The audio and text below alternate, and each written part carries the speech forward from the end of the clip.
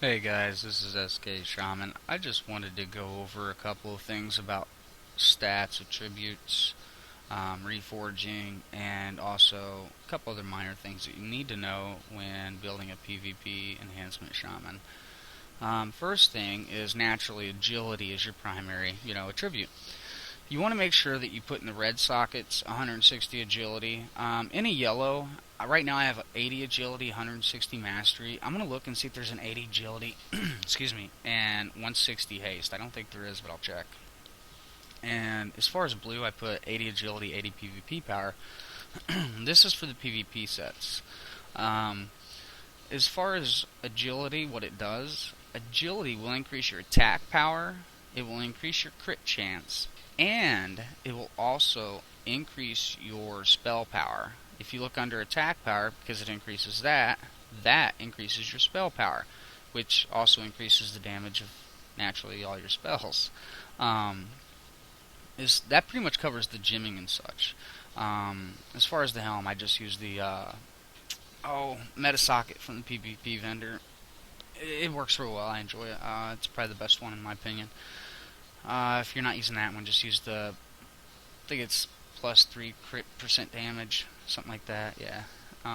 But anyway, as far as what you want to reforge to, mastery. A lot of people are saying mastery. Mastery is good. It increases your fire, your frost, and your nature damage.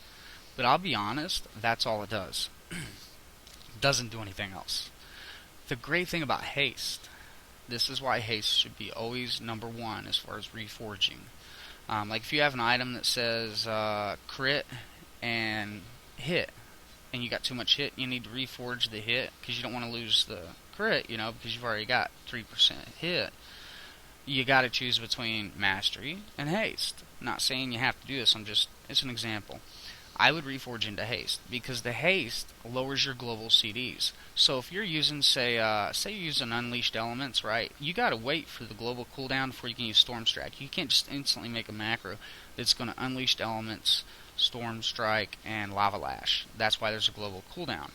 Um, so that'll decrease that. So there's less time and more time that you can spend beating the crap out of people. Secondary, it also increases your Maelstrom weapon procs, which is a lifesaver. Whether you use it for healing surge, lightning bolt, healing rain, whatever. That's more times that you can use that. Secondary, it also increases your melee damage, which as you see here, I'm only doing white damage.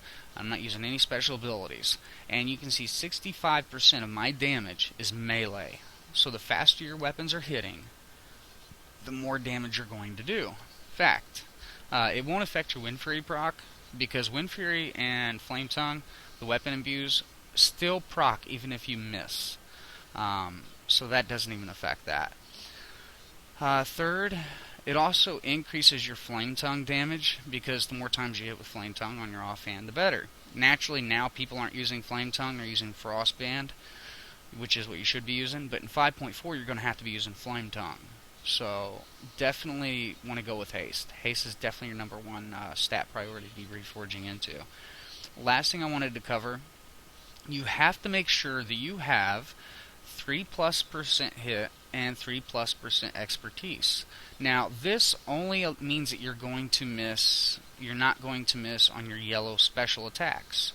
As far as the white damage, which is what I'm doing now, just basic attacking, you can still miss. You still have a chance to miss. So the more expertise you have, and you can get into that, the less you are going to miss.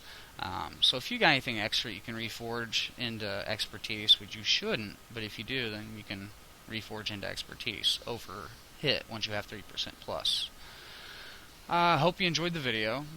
Feel free to comment, like the video, and I'll be sure to put some more up. If you have any requests for videos, just let me know and I'll do what I can. Later.